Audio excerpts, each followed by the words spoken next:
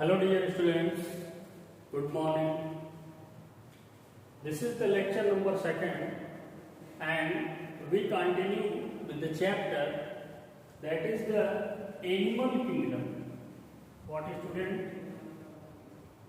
Animal kingdom. That is the chapter number 4 according to your syllabus, and in previous lecture we were not only classified the kingdom Animalia but also going to discuss the characteristics of each of the phylum and which the members possess in very brief. Now students, going to discuss the basis of classification, how the classification of the kingdom Animalia is carried into 12 phylum along with the unicellular protozoan to the multicellular from porifer to chordates. So students, the main bases of classification are mainly studied under the following 6 heads. What are they? The first one is the level of organization, or you can say that level of body organization. Now the remaining are, if we going to detail study just topic after topic, then the second one is the body symmetry.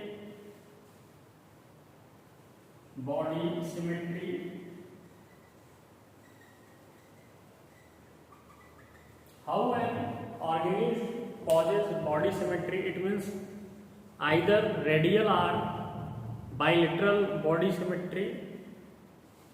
These are the two types of body symmetry. Next one is the student germ layers.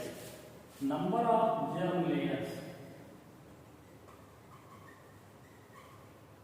Number of germ layers present in the organism body, it means they possess ectoderm, mesoderm and endodermis layer.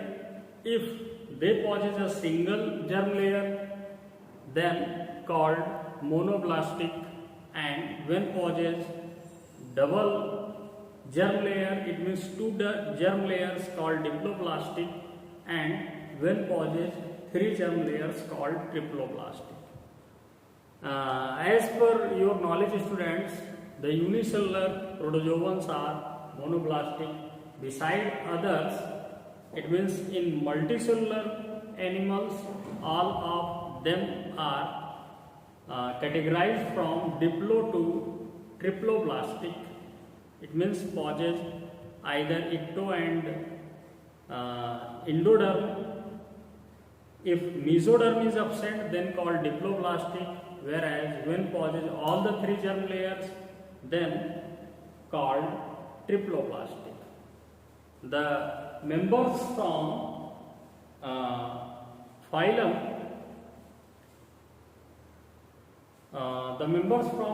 arthropods up to the chordates are mainly possess all the 3 germ layers. These germ layers are also called embryonic germ layers because they are present or they are developed during the embryonic development.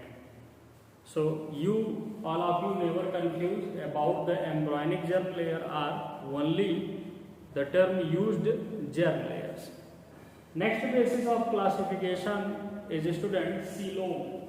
What?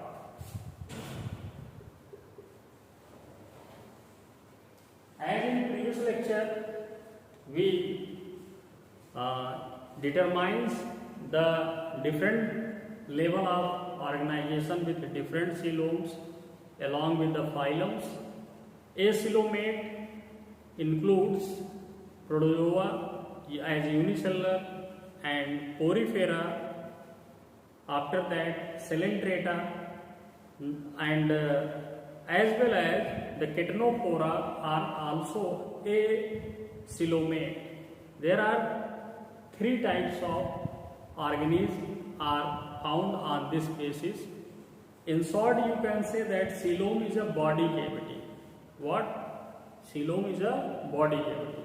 When a member does not possess the body cavity called acoelomate, when possess false body cavity called pseudocoelomate, as in Platyhelminthes, and when the member possess the coelom, it means true body cavity.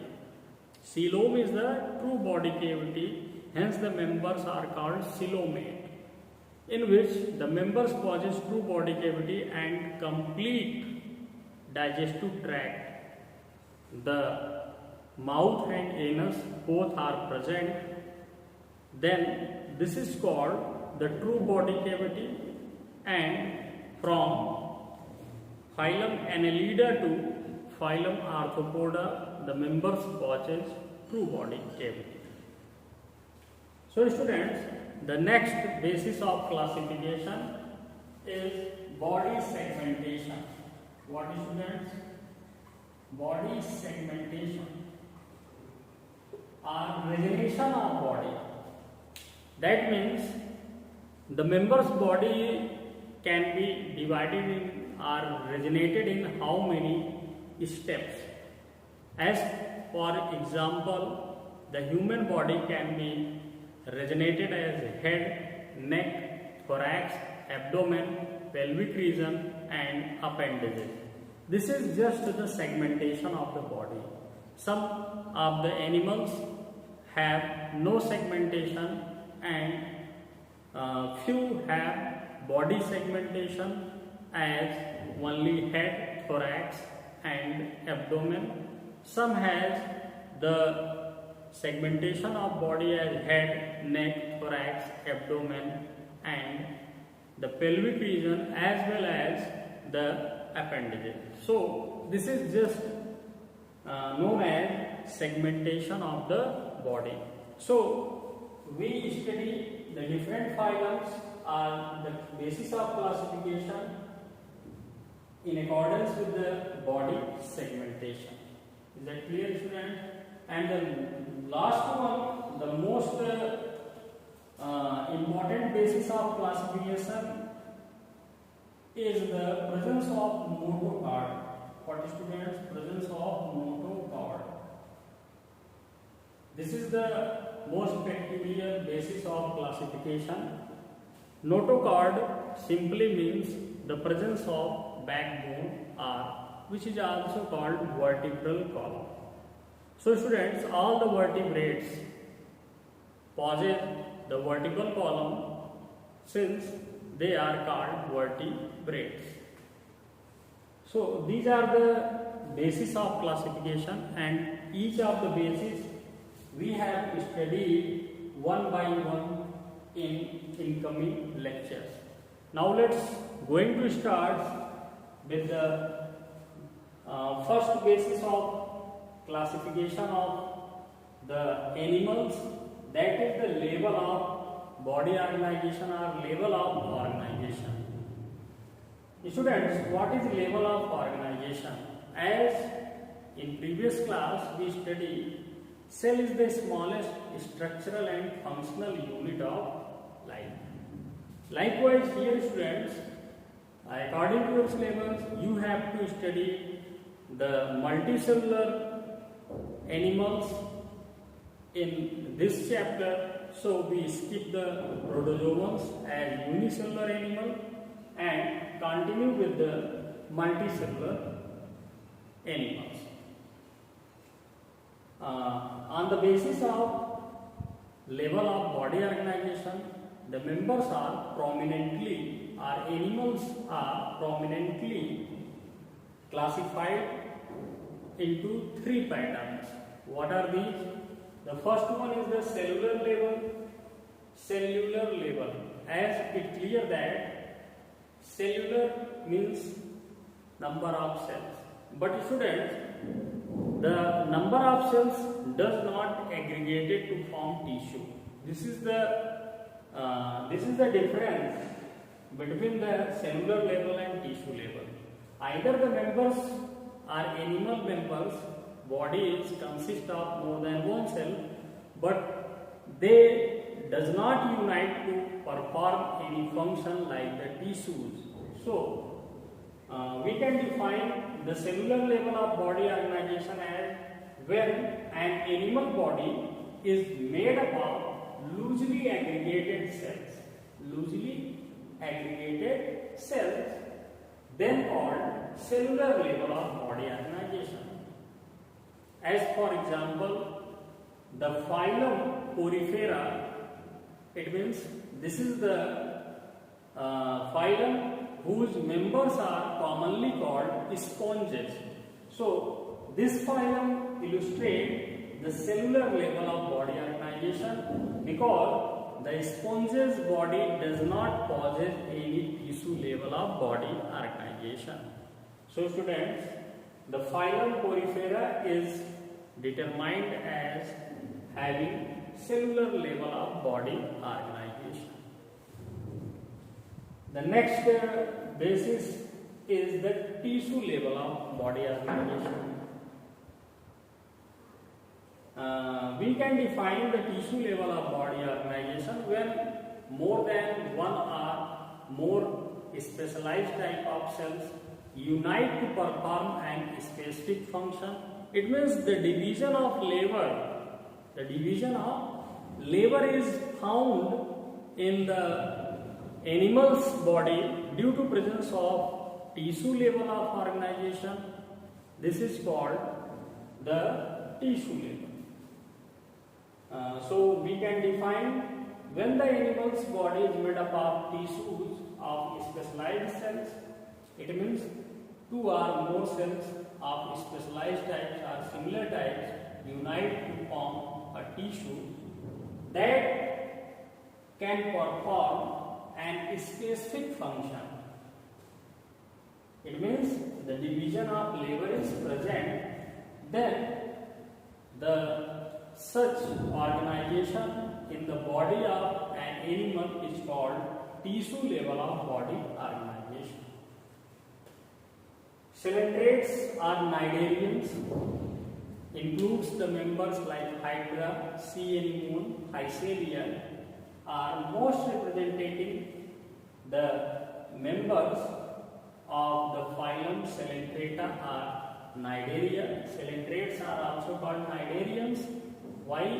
Because they possess stinging cells around their operculum. So, they are also called cnidarians. Like presence of tentacles in Hydra, presence of tentacles in Hycelia, presence of tentacles in Aurelia. These are the members that possess the tentacles, so they are also called cnidarians.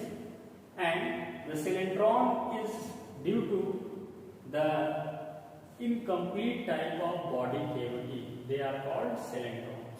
Is that clear?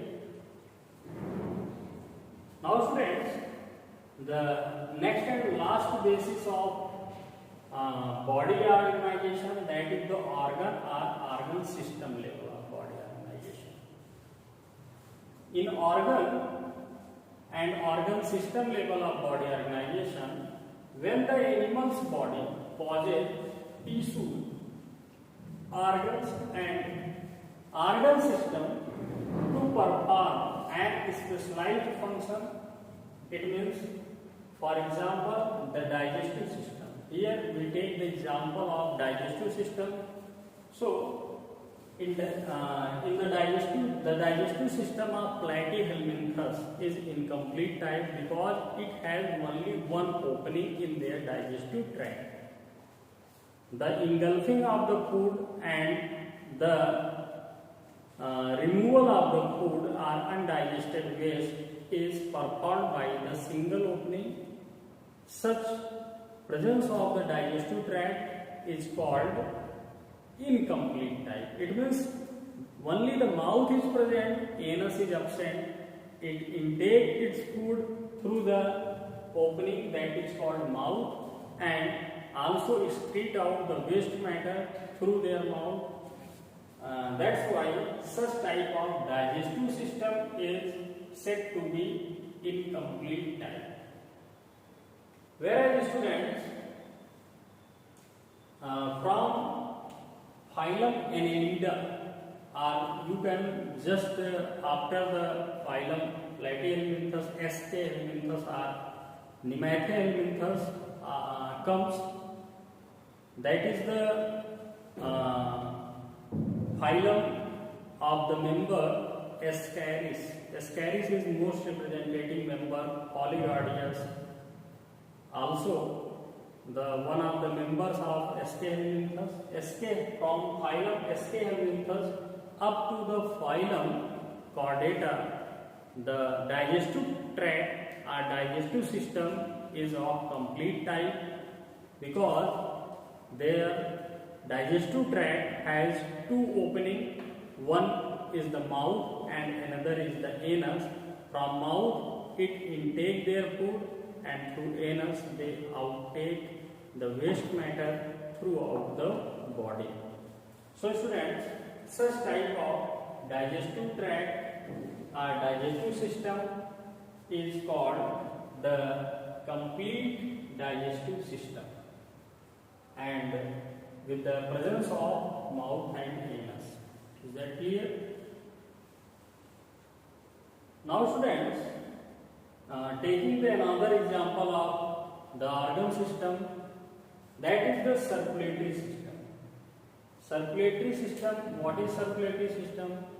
It is the system, or you can say that group of organs, organization in which all the fluid substances as well as food materials, the required gases are transported from one part another part of body with the help of a natural pumping organ that is called heart and vessels. But students, in some lower categories of animals, there is absence of vessels or blood vessels. That's why their cells or tissues or organs are just, or you can say that directly merged or immersed into the blood. Such type of blood cavity is called hemocoel, and the type of circulatory system is known as the open type of circulatory system. So there are two types of circulatory system, open type and closed type. Let's going to describe about the open type of circulatory system. In this type of circulatory system, blood is pumped out. Blood is pumped out of the heart, and since tissues are directly bathed, or you can say that immersed in the blood, so such type of the blood circulatory system or circulatory system is known as open type, and its cavity is called hemocoel. What? Hemocoel. You can taking the example of all the members of Coelenterata. They have no type of circulatory or no closed type of circulatory system, but we can taking here the suitable example of the cockroach, that is the member of the phylum Arthropoda. It has either 13th chamber of the heart, but its circulatory system is of open type, and the hemocoel is present inside the body cavity, in which all the blood is filled, and the blood of the cockroach is also colorless. It means it does not possess the hemoglobin protein. Is that clear, student? Now, in closed type of the circulatory system, the blood is circulated with a series of vessels of varying dimension or diameters, you can say that. These vessels are arteries, veins and capillaries. The blood is pumped out with the help of a rhythmic performing action of diastolic and systolic pressure and lugged up sound, that is the heart. Yes, students, the heart once goes on diastole, then it pumps the blood to the whole body and it receives the blood from the whole body, and when it goes on systole, then it pump out the blood through the channels of the arteries to the whole parts of the body.